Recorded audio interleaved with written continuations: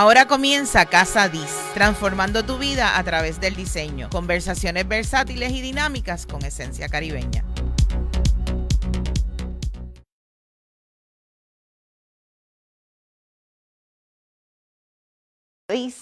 Y hoy estamos súper emocionados en casita porque vamos a hablar de un tema cultural, de investigación, de diseño, de esos temas que a mí me apasionan y que nos gusta conversar aquí en casita.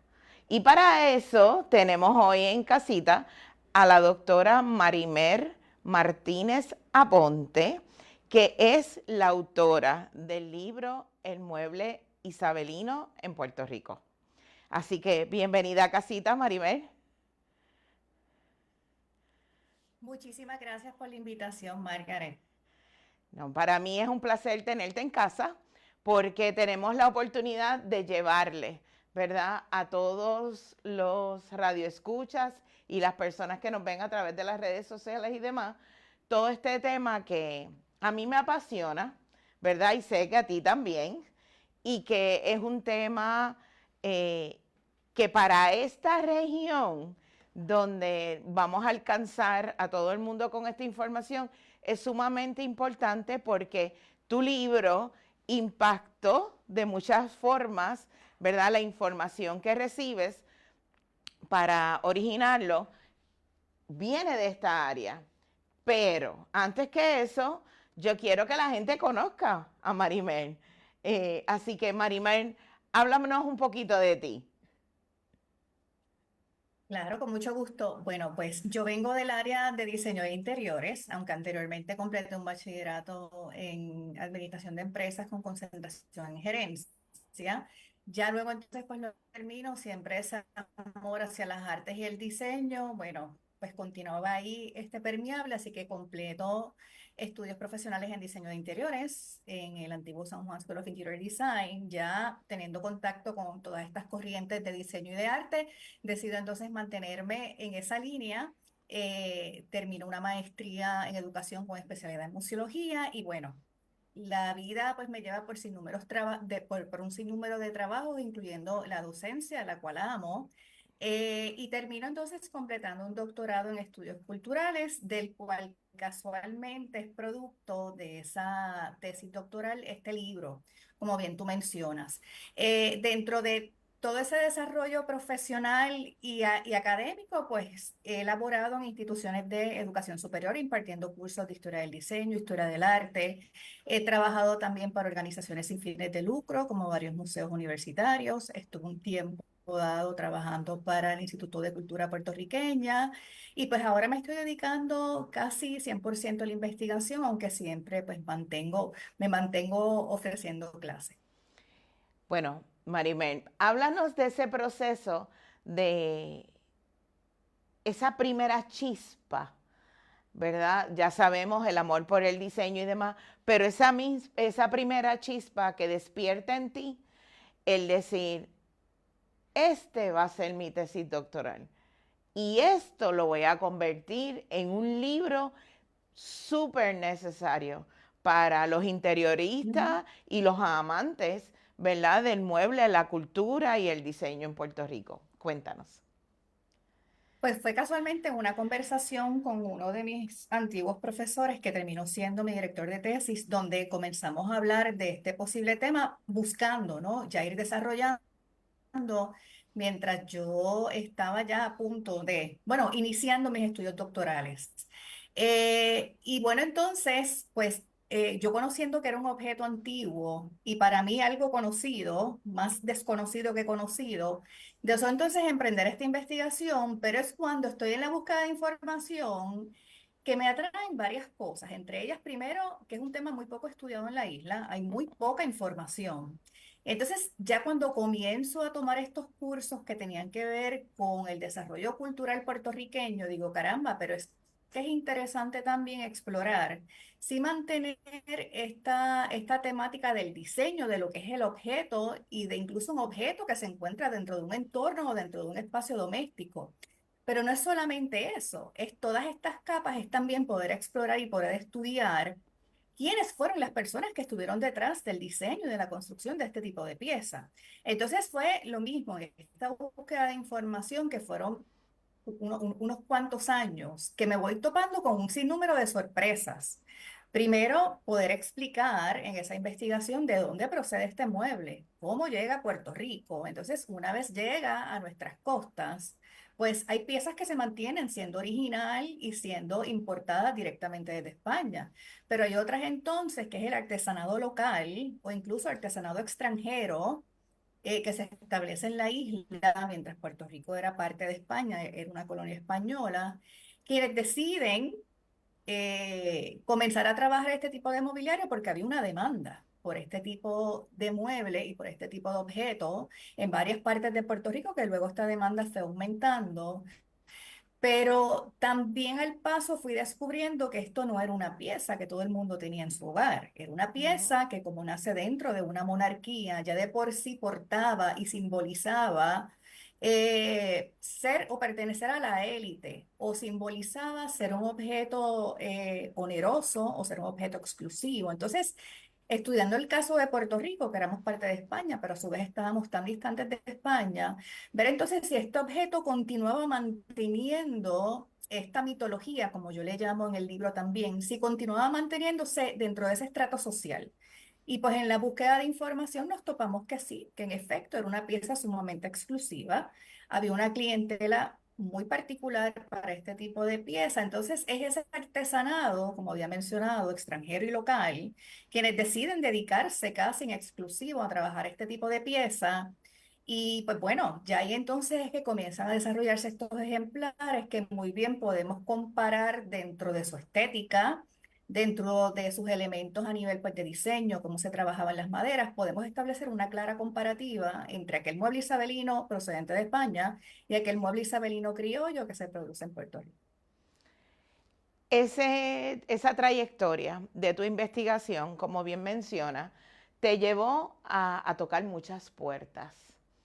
En ese proceso de recopilar información, ¿cuáles fueron aquellos momentos que dijiste, wow, este mueble, ¿verdad? Toda su historia, todo el handcraft, ¿verdad? La mano de obra del artesano, el tallerista, el ebanista. Háblanos un poco de eso.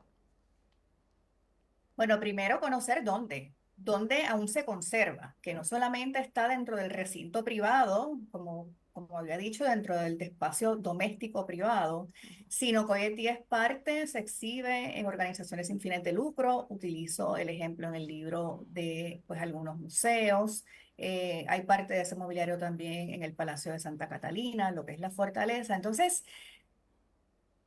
pues es previsible, ¿no? En la búsqueda de información, saber que al ser un tipo de objeto tan exclusivo puede encontrarse en este tipo de espacios. Pero yo creo que la parte más sorprendente fue toparse con la cantidad de piezas y la riqueza del diseño, y más aún saber que el artesanado local para ese entonces, esta investigación se centra entre el año 1870 al 1930, sobre todo en esa última mitad del siglo XIX. El artesanado local en su mayoría era autodidacta. Aquí no había una academia, no había una escuela que enseñara artes industriales, que enseñara pues dibujo técnico. Así que el tuto parte con piezas que habían sido enteramente trabajadas por artesanos, dígase carpinteros, ebanistas, talladores puertorriqueños. O sea, era una inmensa alegría tu poder ver, tocar, apreciar la calidad del diseño, ¿verdad? Cómo se respetaban elementos tomados de, por ejemplo, el mueble pues renacentista u otras corrientes, sobre todo procedentes de Francia, pero como también en ocasiones esto se entremezclaba con elementos más caribeños y que añadían cierto trademark, ¿verdad? Vamos a decirlo así, o que Ujú. imprimían cierta huella que este artífice decidía mantener sobre esta pieza. Y siendo una pieza también trabajada en un material sumamente duradero, como era principalmente el cedro y la caoba, yo creo que ni el artífice, ni ese ebanista, ni ese artesano pensaba que esta pieza iba a lograr perdurar pues, por tantos años y que hoy en el siglo XXI íbamos a estarla estudiando. Vamos a conectar con nuestros auspiciadores y al regreso quiero que nos hables para que aquel que nos está escuchando por la radio y no puede ver o imaginarse, que nos puedas describir lo que es o cuáles son las características de un mueble isabelino. Así que regresamos rapidito. Regresamos en breve a Casa Diz. Ferretería Central, contamos con la mayor. Regresamos en breve a Casa Diz. En Ferretería Central, contamos con la mayor variedad en materiales para la construcción y remodelación. Un centro de pinturas con sobre 2,000 colores a escoger y preparamos tu color favorito en marcas reconocidas. Confía en Laboratorio Clínico Vallaney, en la carretera 110, cuidando de tu salud con profesionalismo y compromiso. Visítanos hoy mismo y experimenta el cuidado de calidad que mereces. Laboratorio Clínico Vallaney, siempre a tu servicio.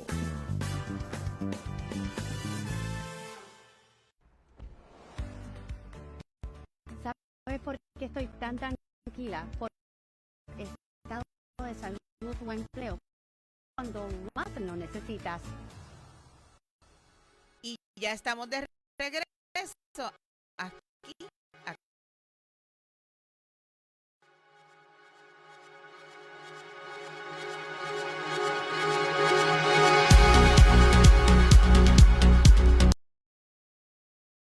Continuamos aquí en Casa Diz con la visita de la doctora Marimer Martínez Aponte, autora del libro El mueble isabelino en Puerto Rico, Origen, Diseño y Simbolismo. Marimer, hablábamos, ¿verdad?, de esa trayectoria que nos presentas en tu proceso de investigación y demás. Vamos a describir para que todas esas personas que nos están escuchando digan, oh, yo puedo tener un mueble de esos en mi casa. Cuéntanos. Claro que sí, bien, pues como antes había mencionado, es un mueble trabajado en madera, principalmente en Puerto Rico mencionaba que se utiliza la madera del cedro y de la caoba, pero estas versiones más, digamos, más originales, bien, o más típicas, hay dos específicamente. Está el mueble de asiento, que bien puede ser una silla, una mecedora o un sofá, como bien pues podemos decir, o un mueble de asiento de 2 o de 3 plazas, trabajado, cuyo cuerpo es trabajado enteramente en madera. Esta madera pues se le añaden varios tintes y se encuentra entonces el tallado, que bien puede ser de elementos pues naturales, de volutas, en la parte de arriba del respaldo o del espaldar de el asiento. Ya entonces los brazos y las patas casi siempre se trabajan como en forma de balaustre. Y es muy peculiar, por supuesto, ver entonces lo que es la parte del centro del respaldo y de la sentadera en el tejido de esterilla, en pajilla. Bien, que es mucha gente pues le dice pajilla. Hay otra forma que también, según la investigación de alguna de las fuentes, ese es ese primer mueble isabelino que llega a Puerto Rico, que se menciona que llega por ahí cerca del año 1860 y es el mueble isabelino de medallón, que en Puerto Rico también se mencionaba o se reconocía como mueble de medallón, que guarda estas mismas características del ejemplar anterior, pero entonces ya su respaldo es en forma ovalada, ¿bien? Mantiene sí el uso del tejido de esterilla, pero bien entonces el balaustrado muchas veces puede ser más suave y la talla en la parte superior o en el copete de la sentadera puede ser incluso más sencilla. Y entonces, ok, háblame de los lugares, aparte de la fortaleza, que, ¿verdad?, que el acceso es un poquito distinto, pero háblame de estos lugares que reseñas en el libro que tienen piezas del mueble isabelino y el mueble isabelino criollo.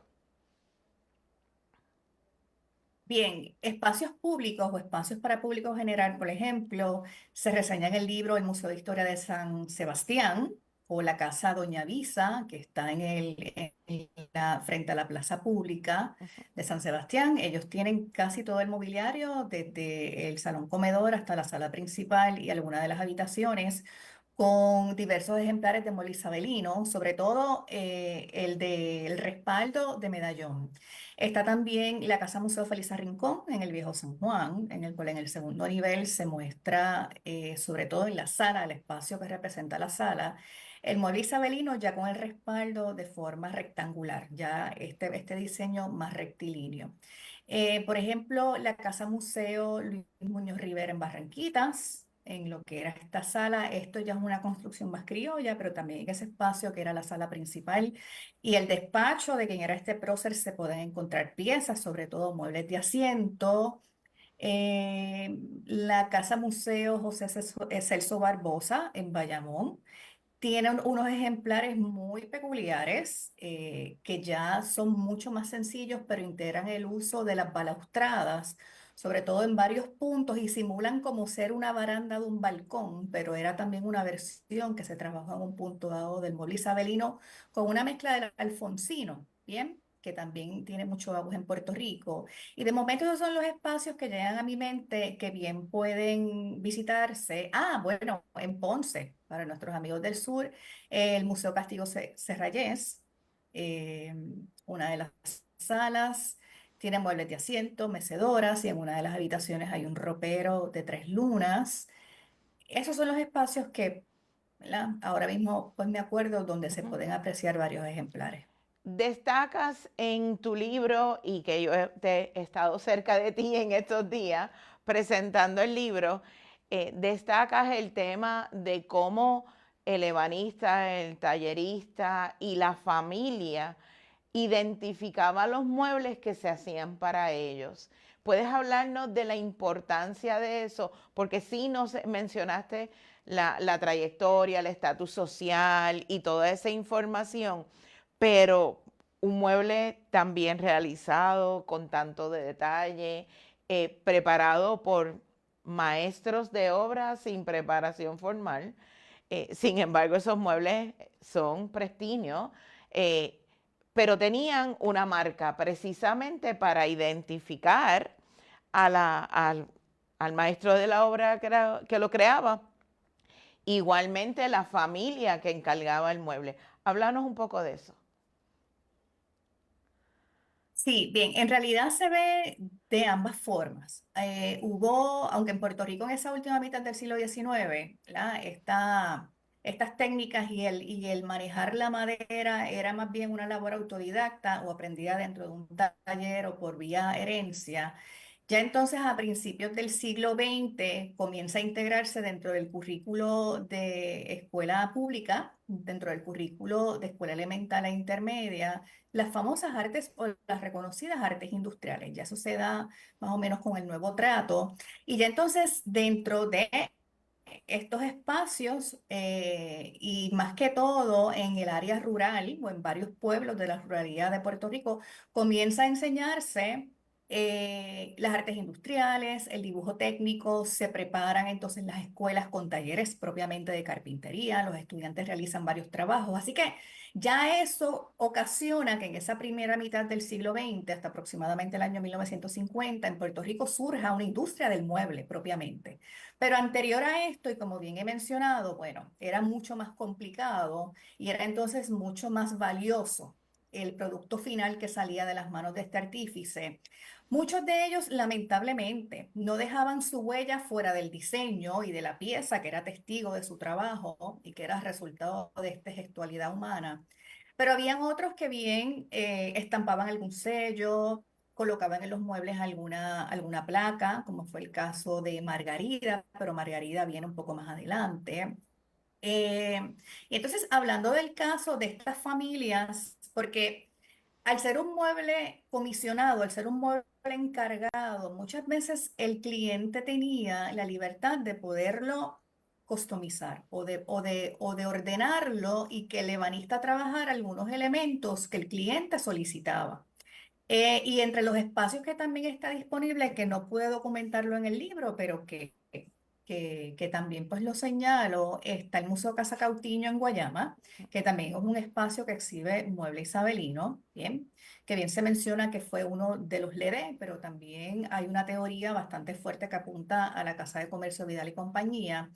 Y esta familia, o fue la primera o la segunda generación, tuvieron la osadía o tuvieron la, digo yo, ¿verdad? Como esa inventiva de que cuando se estaban realizando sus trabajos, sus muebles, ellos solicitaron que los muebles portaran sus iniciales. Entonces, en la cama de una de las señoras pues, de la casa, ahora mismo el nombre se me va, y en varios de los muebles de asientos y el ropero aparecen las iniciales de la dama junto con la talla de una rosa. Entonces, eso también ayudaba a diferenciar dentro de un mismo espacio doméstico qué muebles pertenecían a la señora de la casa y qué muebles pertenecían al señor de la casa, porque también estamos hablando de que eran esa última mitad del siglo XIX y principios incluso del siglo XX, momentos en que la estructura familiar era muy rígida, ¿no? Estos muebles incluso simbolizaban toda esa estructura, no solamente también su poder adquisitivo. Entonces, el caso de Casa Cautillo es bien interesante porque la tipología del mobiliario, a pesar de mostrar características que se ven en otros ejemplares del mueble isabelino, porta estos elementos que lo hacen también únicos. O sea, esos muebles eran de ellos porque tenían sus iniciales. Y al ser igual muebles trabajados sobre madera, están allí, han pasado ya por varias pues, restauraciones, pero están en un estado casi intacto. ¿Qué dirías de cómo podemos mirar con ojo crítico como diseñadores o como ciudadanos el respeto al valor de lo que significa el mueble isabelino en la historia de Puerto Rico? Bueno, yo creo que primero que todo, ¿no? Es que una vez un diseñador se tope con una pieza o acoja un proyecto cuyo cliente desea mantener estas piezas, sepa la historia, el bagaje psicológico, sociológico que carga esa pieza, porque muchas de estas piezas bien pueden ser compradas en anticuarios, bien pueden ser compradas como segunda mano, pero muchas de estas piezas por su durabilidad y más que todo por su valor sentimental, muchas veces son heredadas de generación en generación. Entonces, si un cliente por lo general, o si nos topamos con X pieza y el diseñador o diseñadora desea integrarla al espacio, es importante primero que se conozca todo su bagaje histórico.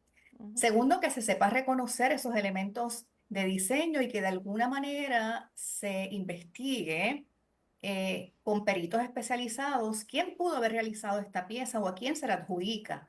Y en qué año pudo haberse realizado, casualmente por esto de que mucho ebanista y carpintero, lamentablemente, ¿verdad? No dejó ahí pues ninguna señal y ninguna evidencia. Y más que todo, para los diseñadores es conocer y apreciar la producción realizada bajo técnicas artesanales puertorriqueñas. Hoy día estamos en tiempos muy distintos. Hay tendencias de diseño y de decoración muchísimo más avanzadas y más modernas, pero es también el poder saber trabajar con este tipo de pieza o poder crear algún proyecto de diseño o ambientación interior que acoja este tipo de pieza. eh, y bueno, más que todo, o sea, es conocer su bagaje, conocer sus características, que el cliente también sienta que su diseñador conoce qué es la pieza que él tiene en su casa, cuál es la importancia, cuál es su valor, no solamente su valor sentimental, sino su valor económico. Y más que todo es conocimiento, es continuar nutriendo la historia del diseño puertorriqueño. Y hay muchísimas disciplinas de este diseño que se estudian. Pero más que todo, este tipo de objeto que está muy cercano a lo que es la disciplina del diseño de interiores es conocer cómo llega a Puerto Rico, cuáles son las tipologías que se trabajan en Puerto Rico, dónde se comienzan a trabajar, quiénes las trabajaban, qué valor tenían, quiénes las consumían, o sea, en qué tipo de hogar se encontraban, en qué espacios se encontraban, qué uso se le daba, qué conductas habían detrás de este tipo de piezas, ¿verdad? Cómo se desarrollaba la conducta y la cotidianidad del Puerto Rico de entonces. Y vuelvo y digo, estamos en el siglo XXI, ya todos estos tiempos han cambiado, pero es conocer todo eso y que estas presentes generaciones que están estudiando diseño también sepan un poco de nuestra historia cultural y de diseño. Escogiste para el libro unos años en particular. ¿Alguna razón específica? Cuéntanos. Bueno, primero, siendo esto básicamente una adaptación de una tesis doctoral, es bien importante que uno se trace un espacio cronológico, porque si yo decidía tomar todo el siglo XX, por ejemplo, y expandirla hasta el 1950, iba a ser un trabajo titánico que muy bien se puede hacer.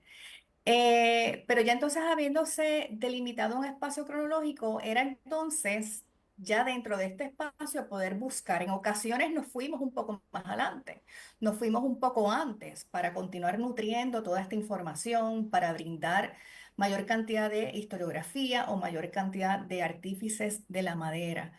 Pero más que todo era para no hacer una publicación tan densa a nivel de información y que todavía entonces estableciera este espacio y un poco alentara a futuras investigaciones en estos temas, sobre todo desde la perspectiva de diseño y desde la perspectiva de los estudios culturales, y así yo lo menciono en el libro.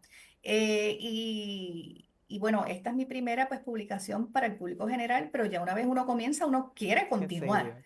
Y eso casualmente es lo que estamos haciendo, exacto, es lo que estamos haciendo. Ya yo planifico y te comentaba en estos días que hemos estado presentando el libro. El que ya está en planes de realizar un diccionario ilustrado del mueble. En Puerto Rico se trabajó muchísima tipología y estilo del mueble, pero podríamos comenzar centrándonos en un espacio cronológico, tal vez incluso que se trabajó en esta investigación, y luego de ahí continuar haciendo publicaciones subsiguientes, incluso hasta una serie de publicaciones que traten sobre el mismo tema, pero que busquen entonces abarcar dentro de un tiempo cronológico más amplio la historia del mueble puertorriqueño. ¿Tienes el libro que nos puedas mostrar la portada? Antes de irnos a una pausa. Ahí está.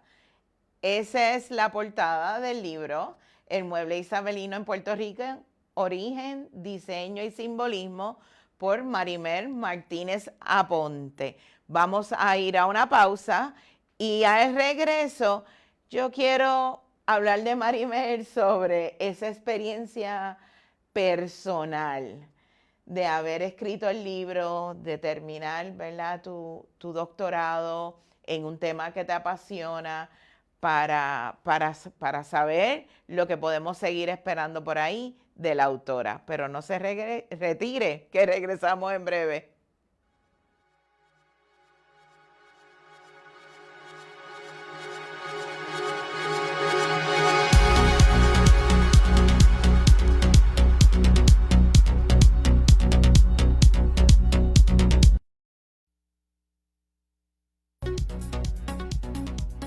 Ayúdanos a desarrollar adultos responsables. Desarrollar adultos responsables que provean a sus hijos las herramientas para una vida digna. Adultos responsables previenen el maltrato e injusticias. Padres responsables crean un hogar de buen trato, seguridad y salud emocional. Los niños que se crían con padres responsables desarrollan herramientas para identificar y reportar debidamente situaciones críticas y peligrosas que empañen su dignidad. Ayúdanos a desarrollar adultos responsables. Un mensaje del Hogar de Niñas de Cupey y esta emisora. En otra dimensión, Puerto Rico ya resolvió el problema de la energía eléctrica. Por ejemplo, imagínate energizar tu hogar con un aparato que convierte los ronquidos en energía. O tener un dispositivo que convierte las ondas sonoras del coquí en energía. En nuestra realidad, tienes a Home Power Sun Energy, porque cuenta con más de 300 brigadas y la garantía de servicio más abarcadora de Puerto Rico. Llama hoy al 787-413-1497. Home Power, tu tranquilidad, nuestra energía. Me levanto dando gracias al Padre Celestial con mi taza de café lareño. Al abrir mi ventana, sigo el rumbo de mis tradiciones. Veo los campos que se visten de alegría. Mi tierra brilla con el fruto del mejor café. Sí, café lareño. Vengan todos a celebrar y a disfrutar del mejor café. El mío, claro que sí, café lareño.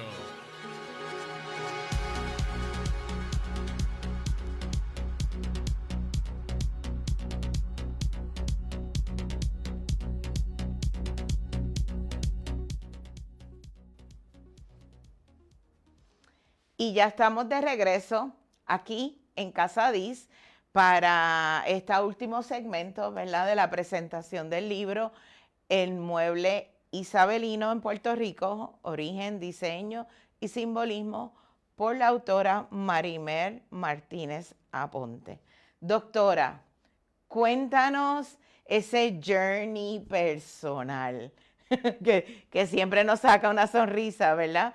Porque tenemos dos productos, el producto de la tesis y el producto del libro. Y eso queremos felicitarte, ¿verdad? Porque eso es una labor de amor. Las tesis doctorales son, ¿verdad? Y sus procesos de investigación.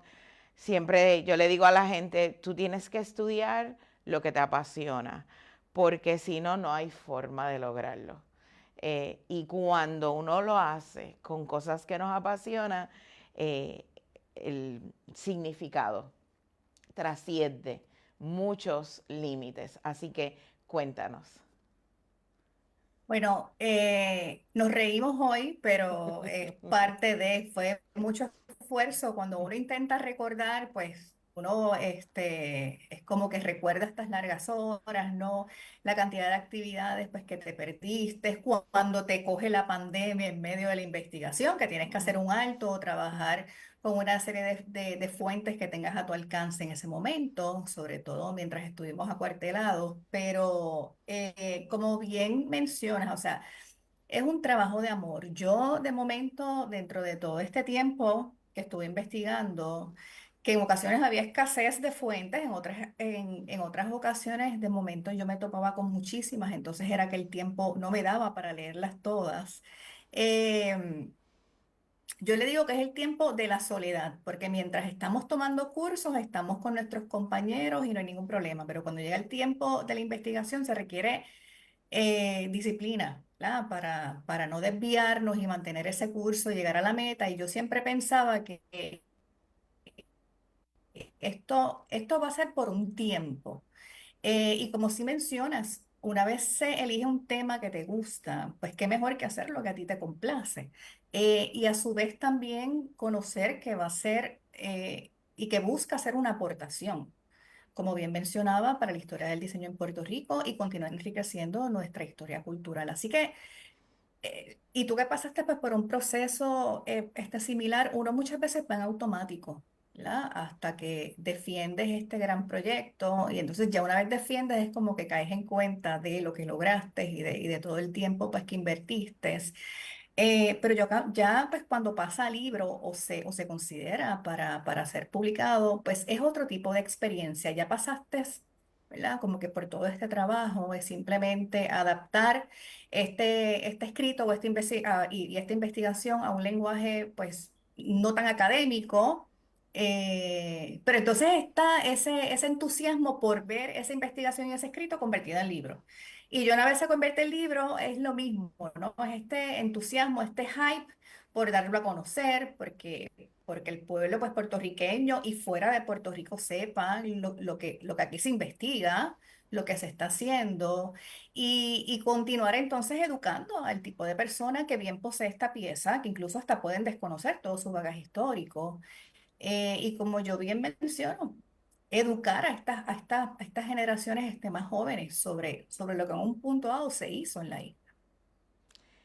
Descríbenos el libro, el contenido del libro, por favor, para todos los que nos están escuchando por las bandas radiales, ¿verdad? Puedan írselo imaginando para cuando lleguen a las librerías puedan pedirlo y reconocerlo. Cuéntanos. Bueno, es un libro de muy fácil lectura. No es porque yo sea la autora, pero ya he tenido el feedback de personas pues, que lo han comprado. El libro se divide en 4 capítulos, un libro que tiene cerca de 200 páginas, pero igual, entre las letras están ahí inscritos y presentados ilustraciones y fotografías, porque qué mejor que tener ese referente visual. Y se integran entonces ilustraciones partiendo de fotos y de piezas reales y que existen en Puerto Rico o fuera de Puerto Rico, pero que son de dueños puertorriqueños, porque también es la ilustración, es a través de la ilustración muchas veces donde se puede apreciar como que este detalle tan ínfimo que la fotografía no nos puede mostrar, porque hay un capítulo, que es el capítulo 3, que se titula El arte de la ebanistería, la organización de los gremios y su influencia en el mueble isabelino en Puerto Rico, donde se estudia minuciosamente esos componentes, esos elementos que aparecen en la talla, la forma, su significado, pues de dónde proceden, pero fuera de esto, que ya está más atinado a lo que es el diseño en general, el primer capítulo es una mirada sociocultural a la historia del mueble isabelino en Puerto Rico. Ahí es que se hace un poco todo este recorrido historiográfico que luego se abunda en el capítulo 2 y terminamos entonces con poder conocer cuáles son algunas de las tendencias actuales y de la importancia actual del mueble isabelino en Puerto Rico, que es entonces el capítulo 4. Y el mueble, de igual manera, está cargado de definiciones, pues de términos que tal vez no son tan conocidos para nosotros. Se busca poder brindar esa definición a través de unas notas al calce y, como había mencionado, siempre con ese componente visual para poder reforzar entonces las letras que están ahí plasmadas. Sabemos, bueno, por lo menos yo sé, y tú mencionaste recientemente que tienes en planes, ¿verdad?, crear una guía ilustrada precisamente del mueble. Pero antes de llegar ahí, porque tengo una persona que me escribió y me preguntó, ¿y ese mueble todavía se fabrica en Puerto Rico? ¿Hay personas que lo trabajan, que lo restauran? ¿Sabes algo de eso? Pues sí, a todas las anteriores. Mencionaba casualmente en una de las presentaciones del libro que hubo una pregunta similar, que sí se continúa trabajando en Puerto Rico, no obstante, la cantidad de artífices, como yo le digo, que bien pueden ser carpinteros o ebanistas, a pesar de que hay muchos, no hay muchos, o sea, son muy pocos los que se especializan o los que trabajan este tipo de piezas. Bien, yo les presentaba a las personas que estuvieron en parte de esta presentación, que hay incluso ejemplares que se venden hoy día y que se presentan en ferias de artesanías, que se les llaman muebles isabelinos y que tienen esa esencia de mueble isabelino, sobre todo a través de los materiales que se utilizan, pero son mucho más sencillos a nivel de talla, son mucho más limpios, ¿verdad? Pueden ser incluso hasta un poco más grandes que el mueble isabelino original. Pero en una conversación que yo tuve como parte del proceso de investigación con un carpintero, él me comentaba que muchos de estos cambios, bueno, además de introducir ya la maquinaria y la industrialización al proceso de corte y demás, es porque es una pieza costosa, es una pieza de buena calidad. Y pues para no continuar aumentando el precio y que la pieza sea más asequible y tenga salida, al mercado, pues se trabaja de una forma mucho más sencilla, casualmente para eso. Sí pueden haber excepciones que un cliente pide una pieza muy rebuscada o con mucha talla y sí se puede pues trabajar. Pero yo creo que es una de esas partes no tan buenas, ¿verdad? Ver cómo esa industria del mueble artesanal ha decaído, pero vuelvo y digo, estamos en otros tiempos. Ya hay mucha competencia para el mueble artesanal pues puertorriqueño, pero sí, sí hay personas que lo continúan haciendo.